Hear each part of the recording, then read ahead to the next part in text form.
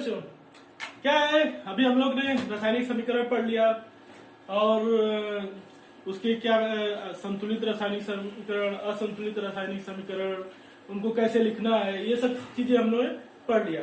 अब हम लोग पढ़ेंगे क्या, रासायनिक अभिक्रियाओं के प्रकार। क्या है, रासायनिक अभिक्रियाओं के प्रकार। तो यहाँ पे जैसे हम लोग देख सकते हैं कि रासायनिक अभिक्रियाएं क्या 4 प्रकार की होती है, जैसे कि संयोजन अभिक्रिया, अपघटन अभिक्रिया, विस्थापन अभिक्रिया, उदासीनीकरण अभिक्रिया, ऑक्सीकरण या अपचयन। अपचयन के 2 होते हैं, उपचयन और अपचयन। उन दोनों के साथ में क्या होते हैं, रिडॉक्स। यहाँ पे देखते हैं कि संयोजक, तो संयोजक को देख के हमको नाम से पता चलता है ना कि यहाँ पे 2 तत्वों का संयोग हो रहा है। और अपघटन में क्या होता है कि यहाँ पे विघटन हो रहा है, जिससे भी कि एक यौगिक से 2 तत्व निकल रहे हैं। और विस्थापन में क्या है, एक से एक को विस्थापित करके वहां पे दूसरा आ रहा है, तो उसको क्या बोलते हैं, अविस्थापन अभिक्रिया। उदासीनीकरण में क्या है कि ये एसिड और बेस रिएक्ट करके क्या बना रहे हैं, नमक और पानी बना रहे हैं। और ऑक्सीकरण या अपचयन उपचयन में क्या होता है, ऑक्सीजन का ऑक्सीजन को जो ऐड कर देते हैं या तो हाइड्रोजन को ऐड कर देते हैं। ठीक है, अब देखेंगे एक एक करके रिएक्शन को देखेंगे क्या क्या है। अब देखते हैं कि संयोजक अभिक्रिया या कंपोजिशन रिएक्शन। तो कंपोजिशन रिएक्शन में क्या देखते हैं कि जैसे कि यहाँ पे हम लोग देख सकते हैं ना, 2Mg प्लस O2 मिलके क्या बना है, MgO, यानी 2 तत्व मिलके क्या बना रहे हैं, एक यौगिक बना रहे हैं। तो ये क्या हमारा है, संयोजन अभिक्रिया, बराबर। तो इस प्रकार कैसे किसी चीज को जलाने पे क्या होता है कि कोई भी चीज अगर हम लोग जला रहे हैं तो वहां पे संयोजक अभिक्रिया ही होती है। ठीक है, यहाँ पे देख सकते हैं कि हमारे दैनिक जीवन में क्या है कि CaO प्लस वाटर मिलकर क्या बना, CaOH2, बराबर। ये चूना है ना, पता है कि अपना आता है ना, पुताई करते हैं, तो पुताई करने के लिए क्या करना पड़ता है कि जो होता है सूक्ष्म चूना होता है उसको बुझाना पड़ता है, पता है ना, बुझाना, चूने को बुझाना। तो चूने को बुझाने के लिए क्या करते हैं, उसमें पानी डालते हैं, तो पानी डालते हैं तो क्या होता है, उसमें से हीट निकलता है ना। तो यही हुआ कि यहाँ पे क्या हुआ, वाटर उसके साथ कंबाइंड हो गया, तो ये हम लोग को बुझा हुआ चूना मिल जाता है। ठीक है, ये क्या हमारा एक संयोजन अभिक्रिया है। संयोजन अभिक्रिया में 2 या 2 से अधिक पदार्थों का संयोग से एक नया पदार्थ बनता है। ठीक है, अब चलते हैं अगली अभिक्रिया के बारे में। यहाँ भी एक चीज हम देख लेते हैं आगे जाने से पहले कि हमारा क्या होता है, 2 तरह की अभिक्रिया होती है, उष्मा शोषी अभिक्रिया होती है, उष्मा क्षेपी अभिक्रिया होती है। उष्मा शोषी अभिक्रिया क्या होती है, जहां पे उष्मा को हम लोग बाहर से उसमें ऐड करते हैं, यानी कि अपना ये हो जाता है एक्सोथर्मिक, इंग्लिश में एक्सोथर्मिक और एंडोथर्मिक बोलते हैं। एंडोथर्मिक मतलब जिसमें उष्मा अवशोषी, यानी उष्मा को उसमें दे रहे हैं बाहर से, तो और उष्मा क्षेपी, जहां से उष्मा बाहर निकले। आग का जलना क्या है, उष्मा क्षेपी है, बराबर। अब देखते हैं अपघटन अभिक्रिया है। अपघटन अभिक्रिया में क्या होता है कि एक यौगिक को अपघटित करके 2 तत्वों में अलग अलग किया जाए। एक यौगिक से 2 यौगिकों का विघटन किया जाए तो हमको उस अभिक्रिया को क्या बोलते हैं, अपघटन अभिक्रिया या डिकम्पोजिशन रिएक्शन। ओके, यहाँ पे देख सकते हैं कि क्या है, ये हमारा पानी है, पानी को हम लोग क्या किए, विद्युत धारा से दिए, विद्युत धारा से अगर हम लोग उसको विघटित करके क्या कर दिए, हाइड्रोजन को अलग कर दिए और ऑक्सीजन को अलग कर दिए। इसको क्या बोलते हैं, इलेक्ट्रोलाइसिस, जो हम लोग विद्युत धारा से किसी चीज का विघटन करते हैं। अभी वहां पे होता है कि देखो कार्बन, ये अपना कैल्शियम कार्बोनेट है, कैल्शियम कार्बोनेट को हम लोग अगर गर्म किए तो क्या हुआ कि वहां पे कैल्शियम ऑक्साइड बन गया और कार्बन डाइऑक्साइड हमारा निकल गया। यहाँ पे भी देखें सिंगल यौगिक है, उसको अपघटित किए गर्म करके, तो क्या हुआ, वहां पे अपघटन होके वहां पे 2 यौगिक हमारे बन गए। ओके, ये हमारा देखे हो ना, हमारे बुक में दिया हुआ है कि परख नली में हम लोग उसको डाल के गर्म करते हैं तो वहां से हमारा कार्बन डाइऑक्साइड निकलता है। तो यहाँ पे एक ये है अपना लेड वाला, लेड नाइट्रेट को अगर गर्म करते हैं तो लेड ऑक्साइड, नाइट्रोजन और ऑक्सीजन ये क्या हो 3 यौगिकों में अपघटित हो गया है, बराबर। ये भी क्या है, एक अपघटन अभिक्रिया है। अब देखते इलेक्ट्रोलाइसिस या विद्युत अपघटन। अब देखते हैं जैसे कि जहां पे इलेक्ट्रिक विद्युत के द्वारा अपघटन किया जाता है उसको क्या बोलते हैं, विद्युत अपघटन। जब किसी अभिक्रिया में विद्युत धारा को गुजरने की वजह से विघटन किया जाता हो तो वो प्रक्रिया को क्या बोलते हैं, विद्युत अपघटन। यहाँ पे जैसे हम लोग देख सकते हैं कि पानी है, तो पानी में क्या हुआ, पानी को में क्या हुआ कि हमने विद्युत धारा को सप्लाई किया, यहाँ पे हमने बैटरी लगाया, बैटरी लगाने से क्या हुआ, इसमें हमारा विद्युत धारा प्रवाहित हो गई। तो विद्युत धारा प्रवाहित होने की वजह से क्या हुआ, यहाँ पे हाइड्रोजन और ऑक्सीजन 2 आयन अलग अलग बने। तो क्या होता है कि जैसे हमारा मेटल होता है, मेटल क्या देता है हमको, पॉजिटिव आयन, और नॉन मेटल क्या देता है, निगेटिव आयन। तो ऐसे क्या होता है कि हमारा इसका विघटन हुआ, तो यहाँ पे क्या H प्लस बना और O माइनस बना, बराबर। H प्लस और O माइनस में विघटित हो गया। यहाँ पे देखेंगे क्या, ये प्लस है, एनोड है और कैथोड है। एनोड कैथोड तो पता ही होगा, कैथोड क्या होते हैं, निगेटिव चार्ज होते हैं, और एनोड क्या होते हैं, पॉजिटिव चार्ज होते हैं। तो यहाँ पे जो निगेटिव चार्ज है, ये चीज तो पता ही होगा ना कि जो होते हैं कि अलग अलग विद्युत आवेश होते हैं तो वो एक दूसरे को आकर्षित करते हैं, और सेम तरह के विद्युत आवेश होते हैं तो एक दूसरे को ये अपोज करते हैं। तो यहाँ पे देख सकते हैं कि हमारा H क्या है, प्लस आयन है, वो कहां पे जाएगा, कैथोड की तरफ, निगेटिव आयन की। तो यहाँ पे क्या होगा कि H प्लस इसके आसपास इकट्ठा हो जाएंगे, बराबर। और देखेंगे ऑक्सीजन कहां पे जाएगा, यहाँ पे जाएगा, O minus O minus O minus, ये कहां पे इकट्ठा हो जाएंगे, कैथोड पे यानी धनायन पे, बराबर। यहां से हमारा निकल जाएगा H2 गैस निकलेगी, यहां से ऑक्सीजन गैस निकलेगी। ये पूरी प्रक्रिया क्या है, विद्युत अपघटन यानी इलेक्ट्रोलाइसिस। हमारा विद्युत अपघटन हो गया, तो अब क्या करेंगे, उष्मीय अपघटन देखेंगे। उष्मीय अपघटन क्या, थर्मल डिकम्पोजिशन। जब हमारा अपघटन उष्मा के प्रभाव से हो, यानी किसी चीज को गर्म किया जाए तो उसमें क्या होता है, उष्मीय अपघटन होता है, बराबर। उसमें अपघटन होता है। यहाँ पे जैसे हम लोग अभी देखे थे ना कि CaCO3 कैल्शियम कार्बोनेट को अगर हम लोग गर्म किए थे तो कैल्शियम ऑक्साइड और कार्बन डाइऑक्साइड में ये निकला था। यहाँ पे हम लोग क्या किए थे कि इसको गर्म किए थे, बराबर। तो ये क्या हुआ, गर्म करने पे ये अपघटन हुआ है, तो ये क्या हुआ, एक उष्मीय अपघटन हुआ। अब देखते हैं प्रकाश के प्रभाव में जो होता है, तो प्रकाश रसायन यानी फोटोकेमिकल डिकम्पोजिशन। तो प्रकाश रसायन ये होता है, अपघटन जो होता है ये सूर्य के प्रकाश में होता है, तो उसको क्या बोलते हैं हम लोग, प्रकाश रसायन अपघटन, बराबर। यहां पे जैसे देख रहे हो AgBr,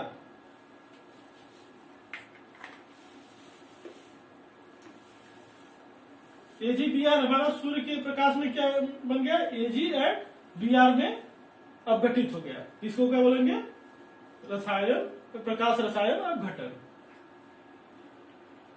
कि विस्थापन अभिक्रिया यानी डिस्प्लेसमेंट रिएक्शन। तो विस्थापन अभिक्रिया में हमने क्या बोला कि एक जो है तत्व तो दूसरे को विस्थापित कर सकता है।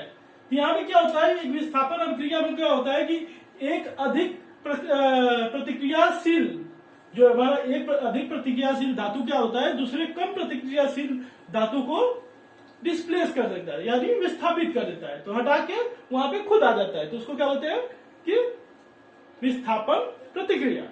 यहां पे जैसे देख सकते हो ना, Fe(S) प्लस CuSO4 हमारा हुआ। तो यहाँ पे क्या है, कॉपर जो है ज्यादा प्रतिक्रियाशील है। इस चीज को हम लोग कैसे समझेंगे कि यहाँ पे जैसे हम लोग देख सकते हैं ना कि ये होता है हमारा एक सीरीज होती है। इसमें क्या है कि सबको दिखाया गया सबसे अधिक अभिक्रियाशील, कम अभिक्रियाशील और सबसे कम अभिक्रियाशील। यहाँ पे देख सकते हैं ना पोटेशियम, सोडियम, कैल्शियम, ऐसा सीरीज है। अब इस सीरीज में हम लोग क्या देखेंगे, फेरस और कॉपर। तो कॉपर यहाँ पे, आयरन कहाँ पे है, यहाँ पे है। कॉपर कहाँ पे है, यहाँ पे है, ये देख सकते हैं। तो फेरस कहाँ पे है, ऊपर अधिक प्रक्रियाशील धातु है और नीचे कम प्रक्रियाशील धातु है। यानी फेरस क्या हुआ, आयरन क्या हुआ कि ज्यादा प्रक्रियाशील है, ये क्या करेगा, कॉपर को विस्थापित कर देगा। तो ये कॉपर को विस्थापित करके क्या बनाया, FeSO4 प्लस Cu। यानी यहां पे क्या कर दिया इसने, फेरस जो था ज्यादा प्रक्रियाशील था तो कॉपर को हटा के उसकी जगह पे खुद बैठ गया। अब दूसरा एग्जांपल ले लेते हैं, जैसे कि जिंक प्लस ZnSO4। यहां पे क्या हुआ,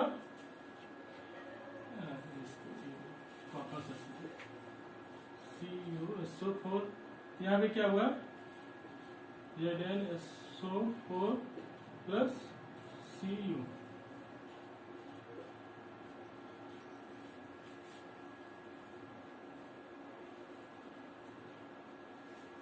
ठीक है, पीछे लो। अब यहां पे देख सकते हैं कि यहाँ पे जिंक कहां पे है, ये है, और कॉपर कहां पे है, नीचे है। यानी जिंक भी जो है हमारे कॉपर से ज्यादा प्रक्रियाशील है, जिंक भी हमारा ज्यादा प्रक्रियाशील है। तो जिंक क्या करेगा, कॉपर को हटा के उसकी जगह पे खुद आ जाएगा। यहां से क्लियर हो गया कि ज्यादा अभिक्रियाशील जो धातु है कम अभिक्रियाशील धातु को हटा के खुद उसकी जगह पे आ जाते हैं। तो इस प्रक्रिया को क्या बोलते हैं, क्या बोलते हैं, विस्थापन अभिक्रिया, यानी डिस्प्लेसमेंट रिएक्शन। जैसे यहाँ पे हम लोग अभी देख लिए कि डिस्प्लेसमेंट रिएक्शन क्या होता है। तब यहाँ पे देखो कि हमारे यहाँ पे एक एग्जांपल दिया हुआ है। एग्जांपल में क्या है, यहाँ पे कॉपर लिए, कॉपर सल्फेट का हम लोग घोल लिए, उसमें क्या किए हम लोग, धागे से लोहे की कील को डाल दिए। ये पहले कैसा था, नीला कलर का था। तो इसको अगर हम लोग लोहे का कील को डाले तो हुआ क्या कि धीरे धीरे क्या हुआ कि लोहा का कील भी क्या हुआ कि लोहे को विस्थापित करके लोहे ने क्या किया, ये अपना जो विलयन है कॉपर सल्फेट का था, तो कॉपर को विस्थापित करके क्या बना दिया, आयरन सल्फेट बना दिया। तो हमारा क्या हो गया, तार क्या हो जाएगा, कॉपर का तार हो जाएगा। कॉपर क्या होगा, इस तार में इकट्ठा हो गया और इसके लोहे को निकाल के उसने आयरन सल्फेट बना दिया। ओके, क्लियर हो गया यार। ठीक है, चलते हैं आगे। द्विविस्थापन। तो द्विविस्थापन में क्या होता है कि जहां पे अपना म्यूचुअल डिस्प्लेसमेंट हो। यहाँ भी इस प्रक्रिया के बीच में क्या होता है कि आयनों का आदान प्रदान होता है। एक आयन दूसरे आयन को दे देता है, दूसरा पहले वाले आयन की जगह पे आ जाता है। ये किसमें होता है कि इसमें क्या होता है, अघुलित पदार्थ, इसमें क्या होता है कि अवक्षेप होता है। इसमें अवक्षेपण हो जाता है। क्यों होता है अवक्षेपण, क्योंकि यहाँ पे पहले घुलित विलयन को एक दूसरे को मिलाते हैं, वहां पे एक दूसरे को डिस्प्लेस करके अघुलित विलयन बना देते हैं। तो ये पूरी प्रक्रिया में क्या होता है कि अवक्षेप अघुलित पदार्थ बन गया। तो अघुलित पदार्थ बना क्या, वो नीचे तली में इकट्ठा हो जाएगा। तो तली में इकट्ठा अवक्षेप के रूप में होता है। ये पूरी प्रक्रिया को क्या बोलते हैं, अवक्षेपण बोलते हैं। यहाँ पे समझ गया दोनों प्रक्रिया। तो इस प्रक्रिया में क्या होगा, द्विविस्थापन में कि आयनों के अभिकारकों के बीच आयनों का आदान प्रदान होता है, तो द्विविस्थापन कहलाता है। यहाँ पे देखो रिएक्शन में देखो क्या हुआ, AgNO3 था, AgNO3 था और यहाँ पे NaCl था। तो Na ने क्या किया, Ag की जगह ले लिया, तो क्या बना लिया, AgCl। Na कहां पे आया, यहाँ पे, इसके साथ NO3 के साथ NO3 यहाँ पे खाली हो गया। NO3 की जगह पे क्या आ गया, NaNO3। Na क्या हुआ, NO3 के साथ जुड़ गया और Ag कहां पे चला गया, Cl के साथ। यहाँ पे दोनों का क्या हुआ, आपस में आयनों का आदान प्रदान हुआ है। तो यहाँ पे हम लोग देख सकते हैं कि NaCl, ये हमारा कॉमन सॉल्ट है, ये और AgNO3, ये क्या है, घुलित विलयन है। ये पानी में क्या होते हैं, मिक्स करने पे घुल जाते हैं। तो इनको दोनों को घुलित विलयन को एक साथ में मिक्स किया गया, तो वहां पे AgCl और NaNO3 बना। ये क्या होते हैं, अघुलित विलयन होते हैं। ठीक है, ये समझ में आ गया। ठीक है, आगे देखते हैं। उदासीनीकरण। तो उदासीनीकरण में क्या होता है कि जब हम लोग पानी में क्या है कि एक अम्ल को और दूसरे को क्षार को, अम्ल और क्षार को एक साथ मिला देते हैं, तो वहां पे एक क्या बनता है, नमक और पानी बनता है। तो इस पूरी प्रक्रिया को क्या बोलते हैं, उदासीनीकरण अभिक्रिया, न्यूट्रलाइजेशन रिएक्शन। जब एसिड बेस जो है आपस में रिएक्शन करके सॉल्ट और नमक बनाते हैं, तो उसको क्या बोलते हैं, न्यूट्रलाइजेशन रिएक्शन, यानी उदासीनीकरण अभिक्रिया। समझ में आया। यहाँ पे देख सकते हैं कि इस प्रक्रिया में क्या होता है कि हमारा जो है अम्ल क्या होता है, हमारे अम्ल के पास क्या होता है, H+ आयन होता है, और क्षार के पास क्या होता है, OH- आयन होता है। वो दोनों H इसका और OH मिलकर क्या बना देता है, एक पानी का अणु बना देता है, बराबर। एक इसका हाइड्रोजन का परमाणु और OH का अणु मिलकर क्या बनाया, पानी बना दिया, और बाकी उसके साथ वाला जो पार्ट है वो क्या बना देगा, नमक बना दिया। यहाँ पे देख सकते हैं HCl NaOH, ये क्या, HCl क्या है, एक अम्ल है, और NaOH क्या है, एक क्षार है। तो ये दोनों आपस में मिले तो क्या बना है, NaCl, हमारा कॉमन सॉल्ट जो हमारे घर में यूज होता है, NaCl, और पानी बन गया। ओके,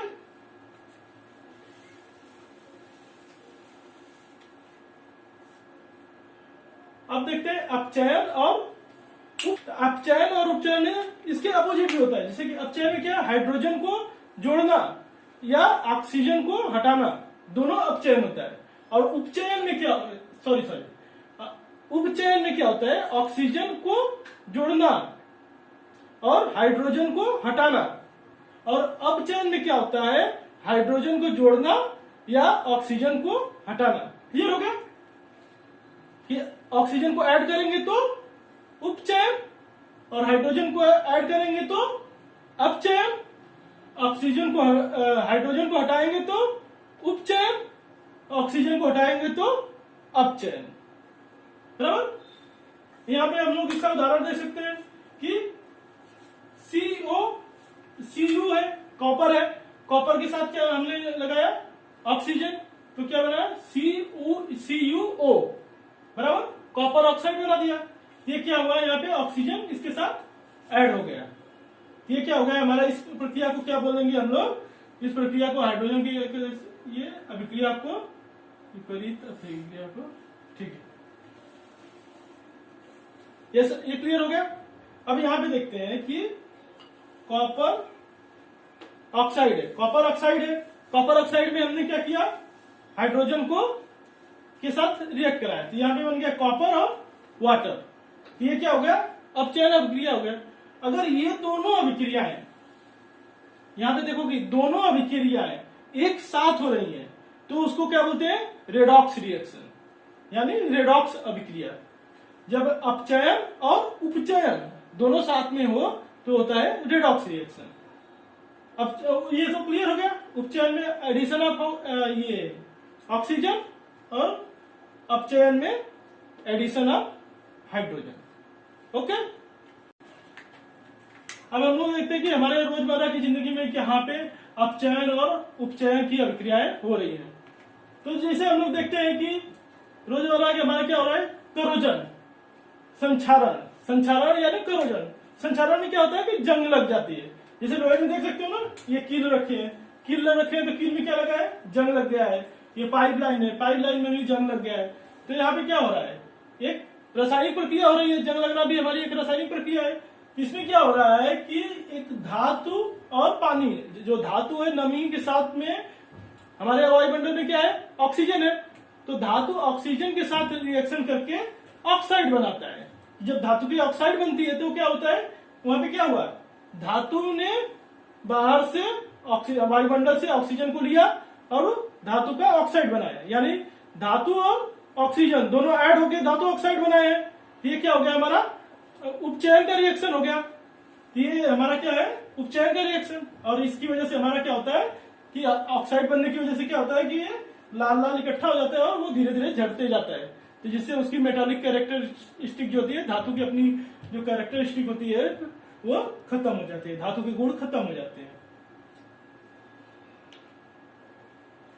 अब देखते हैं रेंसिडिटी। अब रेंसिडिटी क्या होता है कि जैसे कि हमारा कोई पैक्ड फूड है यानी ऑयली फूड यानी जिसमें तेल हो या वसा हो, तो तेल और वसा वाले पदार्थ में क्या होता है कि वो ये हो जाते हैं, उनका विकृति धिंका हो जाता है यानी रेंसिडिटी हो जाता है। तो विकृति गंधिका में क्या होता है, विकृति गंधिका ये होता है कि वहां पे जैसे देखते हैं ना कि ज्यादा दिन तक अगर हम लोग किसी खाद्य पदार्थ को रख देते हैं तो क्या होता है उसमें से स्मेल आने लगता है यानी गंध आने लगती है। तो वही उसीलिए नाम रखा गया गंधिका, विकृत गंधिका, गंदी गंध। तो जब हमारे खाने में गंदी गंध किसकी वजह से आती है कि जो है हमारा वसा तेल और ये है वसा, तेल और वसा क्या होते हैं कि उनका उपचयन हो जाता है। उपचयन होने की वजह से क्या होता है कि वहां से ऑक्सीकरण होता है। तो ऑक्सीकरण की वजह से उसमें क्या हो जाता है कि वहां से गैस निकलने लगती है, जैसे मिथेन वगैरह जैसी गैसें निकलती है। तो उससे क्या होता है खाना हमारा जो है खराब हो जाता है और उसमें से गंदी गंदी दुर्गंध आने लगती है। ये पूरी प्रक्रिया को क्या करते हैं विकृत गंधिका। अब देखते हैं विकृत गंधिका से हम लोग बचाने के लिए क्या करते हैं कि अगर ऑक्सीजन ना मिले हमको, अगर खाने वाले पदार्थ में से हम लोग ऑक्सीजन की सप्लाई को बंद कर दें तो क्या होगा वहां पे ये ऑक्सीडेशन होगा ही नहीं यानी ऑक्सीकरण होगा ही नहीं। उसी तरह से हम लोग दोनों मिक्स कर सकते हैं। जैसे कि हमारा करोजन हो रहा था, करोजन मतलब कि वहां पे अपना जंग लग रहा था, तो जंग लगने से बचाने के लिए हम लोग क्या करते हैं पेंट मार देते हैं ना। जैसे लोहे के ऊपर पेंट मार दिए तो पेंट मारने से क्या हुआ कि हमारा जो वायुमंडल का ऑक्सीजन है वो लोहे के साथ मिलेगा ही नहीं। जब ऑक्सीजन मिलेगा ही नहीं लोहे के साथ तो उसमें अपना जंग लगेगा ही नहीं। उसी तरह से हमारा जो खाद्य पदार्थ है तो उसी खाद्य पदार्थ को भी ऑक्सीजन से अगर दूर कर दिया जाए तो क्या होगा उसको भी ऑक्सीजन नहीं मिलेगा, तो वहां पे भी ऑक्सीकरण नहीं होगा। तो इसके लिए क्या करते हैं देखते हो ना चिप्स का पैकेट हवा वाला देखते हो ना, लेस वाला बोलते हो कि सब हवा ही तो भरा है इसमें, तो हवा नहीं होती है उसमें नाइट्रोजन गैस भरते हैं। तो नाइट्रोजन गैस की वजह से क्या होता है कि वहां पे जो खाली जगह रहता है, जैसे पैकेट में हम लोग चिप्स भरते हैं तो भरते टाइम क्या रहता है उसमें हवा रहेगा ना, तो नाइट्रोजन भर देते हैं तो बाकी हवा जो है निकल जाती है और वहां पे नाइट्रोजन आ जाती है, जिसकी वजह से उसको ऑक्सीजन मिलता नहीं है। तो वहां पे क्या है ऑक्सीकरण होता नहीं है। तो उसके लिए हमारा चिप्स जो होता है वो कभी पैकेट में जल्दी खराब नहीं होता है। ठीक है, आज हमारा ये पूरा चैप्टर खत्म हो गया, रासायनिक प्रक्रिया और समीकरण। ठीक है, ओके, थैंक यू बच्चों।